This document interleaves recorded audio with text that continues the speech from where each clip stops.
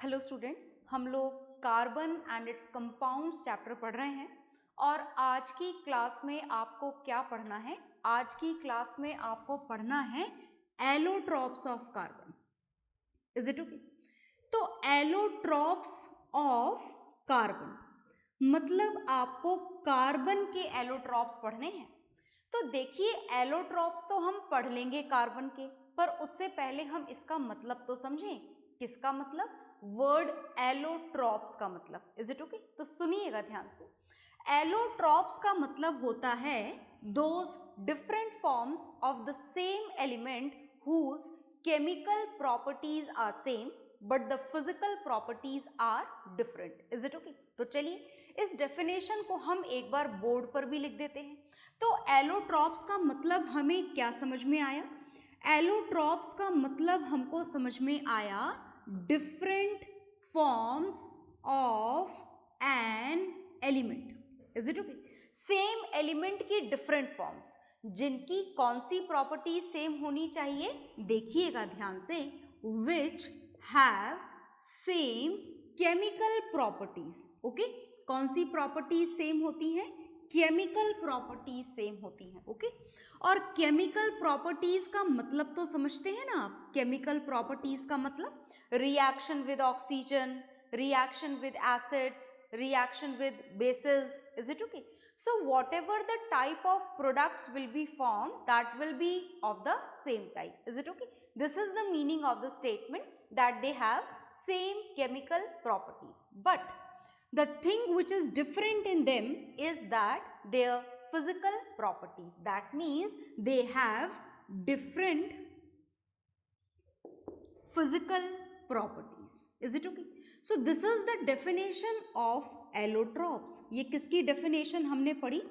ये हमने पढ़ी allotrops की definition, जिनकी कौन सी properties सेम होती हैं? जिनकी chemical properties सेम होती हैं। ओके, और कौन सी properties different होती हैं? इनकी physical properties different होती हैं। physical properties का मतलब क्या different हो सकता है? physical properties का मतलब इनका कलर डिफरेंट हो सकता है, इनका melting point, boiling point different हो सकता है, इनका टेस्ट डिफरेंट हो सकता है, इनकी स्मेल डिफरेंट हो सकती है, इनकी जो कंडक्टिविटी है हीट और इलेक्ट्रिसिटी की, उसमें डिफरेंस हो सकता है। Is it okay? So this is the definition of allotropes. और आप यहाँ पर कार्बन के 3 एलोट्रॉप्स आपको यहाँ पर पढ़ने हैं। उन तीनों एलोट्रॉप्स के नाम तो मैं आपको यहाँ पर बता देती हूँ और फिर वन बाय वन हम तीनों के बारे में पढ़ेंगे। Is it okay? तो देखिएगा, फर्स्ट एलोट्रॉप जो आपको कार्बन का पढ़ना है, दिस इज डायमंड। डायमंड आपके लिए बहुत ही नया मटेरियल नहीं है, आपने सुना हुआ है, देखा हुआ है, ऐड भी देखे हुए हैं। Is it okay? डायमंड के बाद में जो सेकेंड एलोट्रॉप आपको कार्बन का पढ़ना है, दिस इज ग्रेफाइट। कौन सा एलोट्रॉप पढ़ना है? ग्रेफाइट। और तीसरा एलोट्रॉप जो आपको कार्बन का पढ़ना है, दिस इज बकमिंस्टर फुलरेन। नाम जरा ध्यान से देखिएगा, थोड़ा अजीब नाम है। This is Buckminster fullerene. This is also an allotrope of carbon. तो आपको यहाँ पर कार्बन के इन तीनों एलोट्रॉप्स को पढ़ना है। दोबारा से ध्यान से देखिएगा नाम, this is diamond, this is graphite which is used in the lead of the pencil, जो आपके पेंसिल के सेंट्रल पार्ट में प्रेजेंट होता है। And I thought you have never seen this Buckminster fullerene in real life. ये आपने शायद नहीं देखा होगा। तो ये कैसा दिखता है ये मैं आपको अभी बता दूंगी। Is it okay? पर हाँ, डायमंड, ग्रेफाइट और बकमिंस्टर फुलरेन, इन तीनों के बारे में जो बात हमें यहाँ पर जाननी है, वो हम एक बात तो जान चुके हैं, that they all are the allotropes of carbon। ये तीनों किसके एलोट्रॉप्स हैं? ये तीनों कार्बन के एलोट्रॉप्स हैं। और कार्बन के एलोट्रॉप्स होने के साथ साथ आप ये बोल सकते हैं कि इन तीनों की केमिकल प्रॉपर्टीज कैसी होनी चाहिए? सेम होनी चाहिए। पर अगर आप इनकी फिजिकल प्रॉपर्टीज पे रिसर्च करेंगे, then they would be different. Physical properties कैसी होंगी? फिजिकल प्रॉपर्टीज डिफरेंट होंगी। आ गई बात समझ? तो केमिकल प्रॉपर्टीज का मतलब ये है कि अगर आप डायमंड को ऑक्सीजन की प्रेजेंस में बर्न करें In that condition, the product which will be formed is carbon dioxide. Is it okay? It proves that diamond is the only carbon. Diamond सिर्फ और सिर्फ क्या है? Carbon. Because carbon is the only material which burns in oxygen to give this carbon dioxide. Similarly, if this graphite is burnt in oxygen, then also we will get the same product, that is carbon dioxide. दोबारा से आपको कौन सा product मिलेगा? Carbon dioxide. Is it okay? मतलब यहां पर भी प्रूव हो गया कि ग्रेफाइट भी सिर्फ और सिर्फ क्या है? Carbon. Now we have to know about the Buckminster fullerene. And this Buckminster fullerene is, again, if it is going to burn in the presence of oxygen, then also we will get the same product, that is carbon dioxide. So again we can say that Buckminster fullerene is also nothing else, this is only and only carbon. आ गई बात समझ में? तो आपने यहाँ पर जान लिया है कि ये कार्बन के क्या हैं? 3 एलोट्रॉप्स हैं. First is diamond, second is graphite and third is Buckminster fullerene. Is it okay? तो आप इन तीनों को नोट डाउन कर लीजिए. अभी इन तीनों के बारे में हमें बहुत कुछ पढ़ना है, पर फिलहाल आप इतना नोट डाउन करिए. ओके?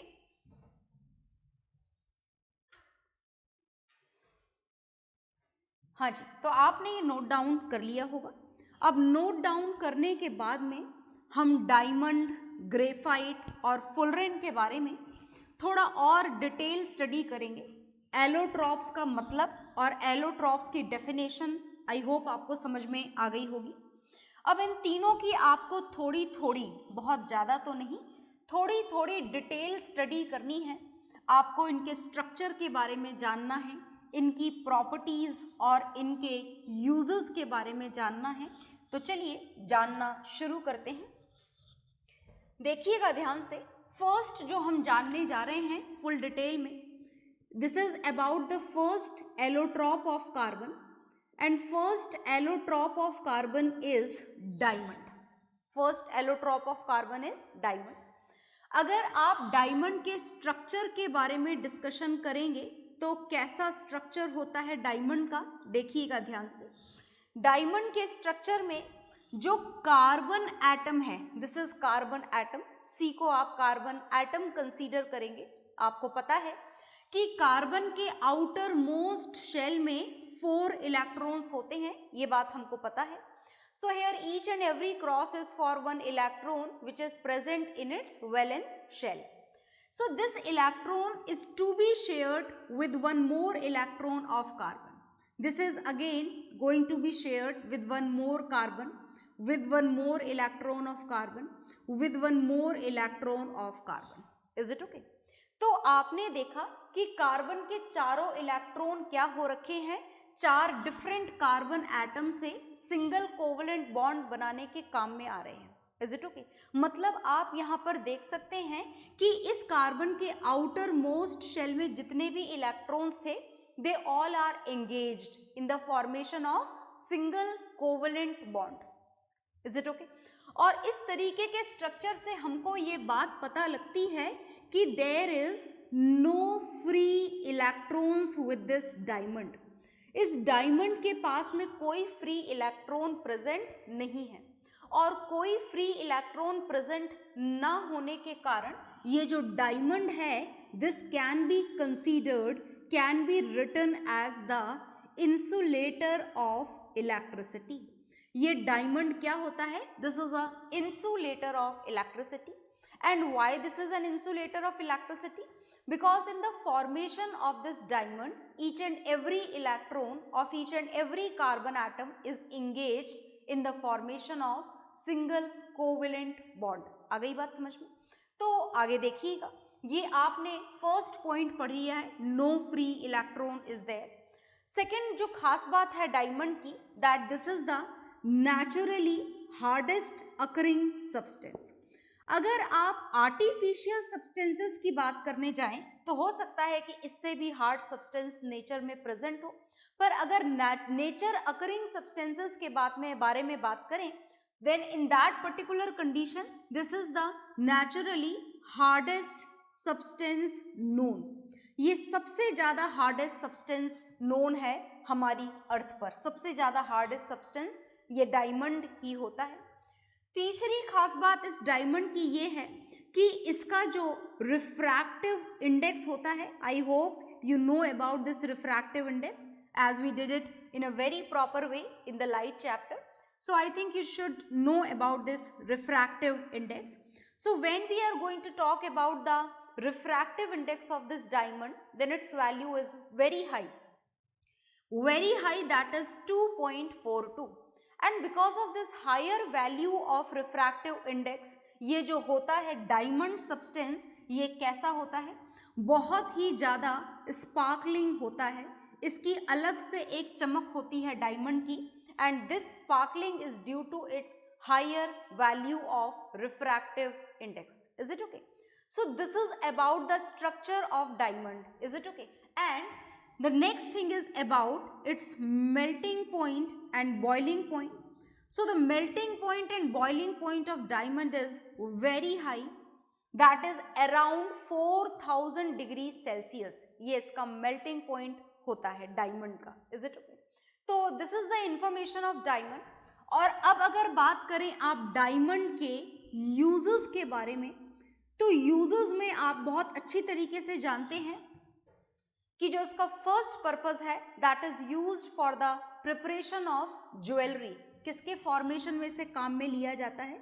इसको ज्वेलरी फॉर्मेशन में काम में लिया जाता है because of its extra brilliance power, that is जो इसकी शाइनिंग पावर है, जो इसकी चमक है, because of that only it is used for the formation of jewelleries. Is it okay?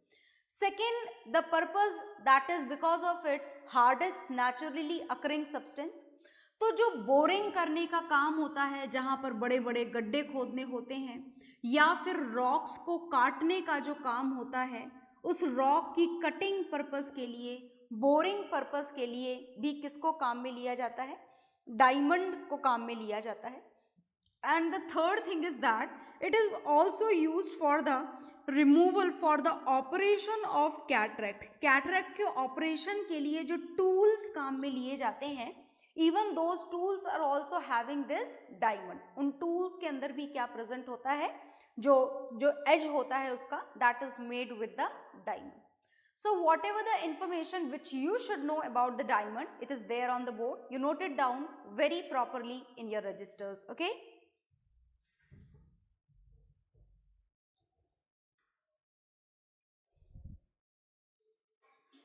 तो आपने ये नोट डाउन कर लिया होगा. और इसी के साथ में जो हमारा फर्स्ट एलोट्रॉप है that is diamond, it is done. Diamond allotrope के बारे में आपको जितना भी जानना था आप जान चुके हैं. और डायमंड एलोट्रॉप के बारे में जानने के बाद में अब जो नेक्स्ट आप जानने जा रहे हैं, this is about the next allotrope of carbon. And next allotrop of carbon is graphite. आपको जो कार्बन के नेक्स्ट एलोट्रॉप के बारे में जानना है, दिस इज ग्रेफाइट. आपको अब ग्रेफाइट के बारे में जानना है, तो सुनिएगा ध्यान से. हम नेक्स्ट एलोट्रॉप के बारे में जानने जा रहे हैं. This is graphite and its structure is very important. So first thing which we are going to know about the graphite is its structure. हम इसके स्ट्रक्चर के बारे में जानने जा रहे हैं. इस स्ट्रक्चर के बारे में आपको क्या जानना है, देखिएगा ध्यान से, बहुत ध्यान से देखिएगा. ये हमने बनाया एक कार्बन एटम. कार्बन एटम के आउटर मोस्ट शेल में कितने इलेक्ट्रॉन्स होते हैं? 4 इलेक्ट्रॉन्स होते हैं. इस बात को मत भूलिएगा. तो यहाँ पर ये जो कार्बन और कार्बन के बीच में आपको बॉन्डिंग दिख रही है, this is single covalent bond. And you know about it in a very proper way as we did it in the same chapter, and it is also, we also did it in the chapter metals and non-metals, so you can revise it from that part. In this way this carbon is arranged. Okay, ring की form में attach होता है carbon. और देखिएगा structure अभी complete नहीं हुआ है, स्ट्रक्चर को कंप्लीट करते हैं. ये कार्बन एटम इस तरीके से कनेक्टेड होते हैं. तो you can see its rings. This is in the form of hexagonal rings. कौन सी rings होती हैं ये? Hexagonal rings होती हैं.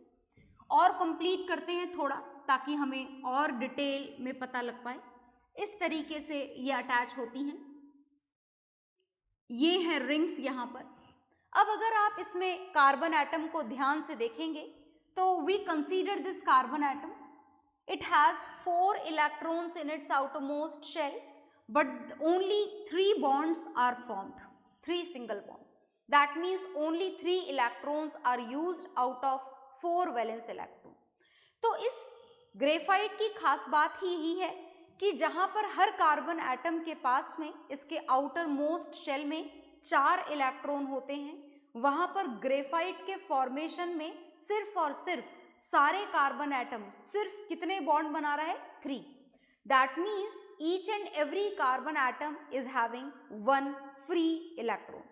हर कार्बन एटम का, जितने कार्बन एटम आपको यहाँ पर दिखाई दे रहे हैं, हर कार्बन एटम के पास में एक इलेक्ट्रॉन क्या होता है? फ्री होता है। Is it okay?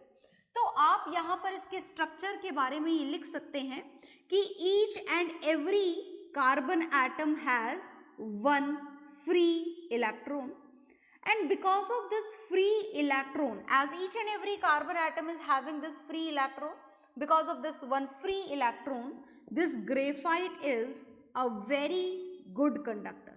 ये इलेक्ट्रिसिटी का बहुत बढ़िया कंडक्टर होता है। It is a very good conductor of electricity. इतना बढ़िया कंडक्टर होता है कि इसको इलेक्ट्रोड्स बनाने के लिए भी काम में लिया जाता है। Is it okay? अब देखिएगा, ये जैसे एक शीट हो गई, दिस इज सिंगल शीट, ऐसे अनदर शीट प्रेजेंट होगी हेक्सागोनल रिंग की। Each and every and is for 1 carbon atom, भूलिएगा मत आप इस बात को। और ये रिंग्स इस तरीके से प्रेजेंट होती हैं, एक के नीचे एक, लेयर के नीचे लेयर प्रेजेंट होती है। और ये जो लेयर्स हैं, ये जो लेयर्स आपको यहाँ पर दिखाई दे रही हैं, मैं 1-2 और यहाँ पर बना देती हूँ। तो ये जो लेयर्स आपको दिखाई दे रही है, तो ग्रेफाइट का स्ट्रक्चर इस लेयर्स की फॉर्म में ही होता है। And these layers are bonded with each other with a very weak force of attraction. ये जो ग्रेफाइट की लेयर्स आपको आपस में जुड़ी हुई दिखाई दे रही हैं, they are bonded with a very weak force of attraction. बहुत ही वीक फोर्स ऑफ अट्रैक्शन से ये आपस में जुड़ी रहती हैं। और एक शीट और दूसरी शीट के बीच में आपको ये खाली स्पेस जो दिखाई दे रहा है, this is the space where free electron of each and every carbon atom moves freely. And because of this free space, as we can see, each and every free electron is free to move, and wherever the free electrons are present, that particular material becomes a very good conductor of electricity. Is it okay? So this is about the structure. And now the third point is this: whenever we talk about this graphite, then it felt slippery to touch. अगर आप इसे touch करते हैं तो कैसा feel आता है? Slippery feeling आती है। Okay? And if you want to know about its color, then it is dark gray in color, exactly as that of the same color as we have the lead of the pencil. जो pencil lead का color होता है, the same color is of this graphite. बिल्कुल same color होता है इस graphite का भी। आ गई बात समझ में? तो ये तो बात हो गई ग्रेफाइट के स्ट्रक्चर की, इसकी प्रॉपर्टीज की। If you want to know about its uses, तो क्या ग्रेफाइट का कोई यूज भी है? बिल्कुल। It is used in the formation of pencil lead. Second, it is used in the formation of electrodes, as it is a very good conductor of electricity. तो electrodes बनाने के भी काम में लिया जाता है। और तीसरी खास बात है that it is very slippery to touch. तो जो इसका ड्राई पाउडर होता है, कौन सा पाउडर? Dry powder. इस ड्राई पाउडर को पेट्रोलियम जेली के साथ में मिक्स करके, किसके साथ में मिक्स करके? पेट्रोलियम जेली के साथ में मिक्स करके ग्रीसिंग पर्पस के भी काम में लिया जाता है। कौन से पर्पस के लिए? ग्रीस। ये ग्रीस बन जाता है when its dry powder is mixed with the petroleum jelly, and because of its hard, this is hard but as compared to diamond it is soft, है ना? बात समझ में आ गई? डायमंड के कंपैरेटिवली ये काफी सॉफ्ट होता है, पर सॉफ्ट होने के बावजूद भी इसका जो मेल्टिंग पॉइंट, बॉइलिंग पॉइंट होता है वो बहुत ज़्यादा होता है। और देखो मैं आपको एक नई बात बताना चाहती हूँ, वो नई बात ये है कि it's melting point is 3600 degree Celsius. और actually at this temperature 3600 degree Celsius temperature, this graphite changes into vaporized state, into the gaseous state. It sublimates at the temperature of 3600 degrees Celsius. So whatever the information which is required for you about this graphite, it is there on the board. You note it down very carefully. Okay.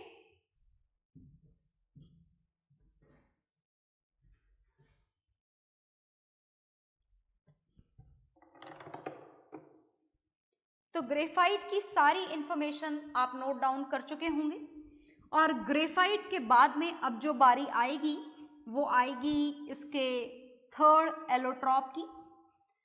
Third allotrope जो आपको पढ़ना है यहाँ पर आपके syllabus के according, this is Buckminster फुलरेन।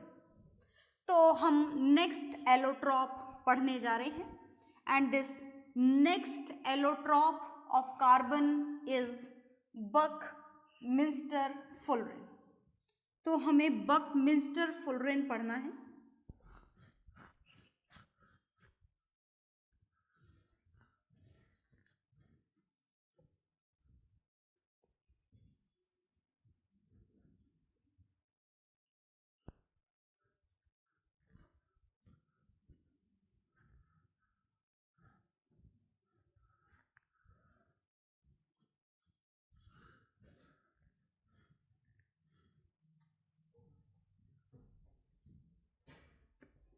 हाँ जी, तो देखिएगा, the next allotrope which about which we have to know is Buckminster fullerene. देखो कितना अजीब नाम है, नहीं? बिल्कुल अजीब नाम है जी, बकमिंस्टर फुलरेन। ये बकमिंस्टर फुलरेन, ये जो कार्बन का एलोट्रॉप है, इसको कार्बन 60 भी बोला जाता है, because this is the allotrope which have 60 atoms of carbon. इसमें कार्बन के एटम्स बिल्कुल फिक्स्ड हैं। ग्रेफाइट और डायमंड में भी फिक्स्ड होते हैं क्या? बिल्कुल भी नहीं। ग्रेफाइट और डायमंड में एंडलेस कार्बन एटम्स हो सकते हैं, कितने भी हो सकते हैं, infinite. It depends on the amount of graphite and amount of diamond जो आपने काम में लिया है। पर बात अगर बकमिंस्टर फुलरेन की जाए तो it is completely fixed that it has only 60 atoms of carbon. इसमें कार्बन के सिर्फ और सिर्फ कितने एटम्स होते हैं? 60 एटम्स होते हैं। And these 60 atoms of carbon are arranged in the form of pentagon and hexagon. ये किसकी फॉर्म में अरेंज होते हैं? पेंटागन और हेक्सागन की फॉर्म में अरेंज होते हैं। मुझे लगता है कि पेंटागन और हेक्सागन का मतलब आपको पता होगा। तो पेंटागन और हेक्सागन मिल मिलकर ये पूरे के पूरे एक फुटबॉल शेप में अरेंज हो जाते हैं। कौन अरेंज हो जाते हैं? All 60 atoms of carbon. Is it okay? आ गई बात समझ में? तो पेंटागन और हेक्सागोनल स्ट्रक्चर से मिलकर बना हुआ इस बकमिंस्टर फुलरेन का नाम आखिर बकमिंस्टर फुलरेन क्यों रखा गया, इसके पीछे भी एक कारण है, और कारण है एक आर्किटेक्ट। वैसे तो हमारी साइंस में ज़्यादातर नाम साइंटिस्ट के हिसाब से रखे जाते हैं, पर ये बकमिंस्टर फुलरेन नाम एक आर्किटेक्ट के नाम पर रखा गया है, क्योंकि उन्होंने बिल्कुल बकमिंस्टर फुलरेन, ये जो एलोट्रॉप है कार्बन का, बिल्कुल इसी की डिज़ाइन में इन्होंने एक एग्जीबिशन हॉल बनाया हुआ है। because of that only this particular allotrop of carbon is known as Buckminster fullerene, और उन आर्किटेक्ट का नाम था Buckminster Fuller. Is it okay?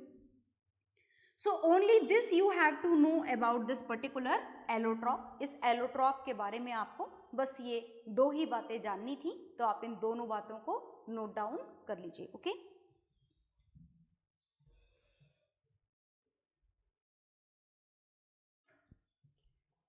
हाँ जी, तो ये आपने नोट डाउन कर लिया होगा, और आज की क्लास में हमें इतना ही पढ़ना था। Okay, bye everyone.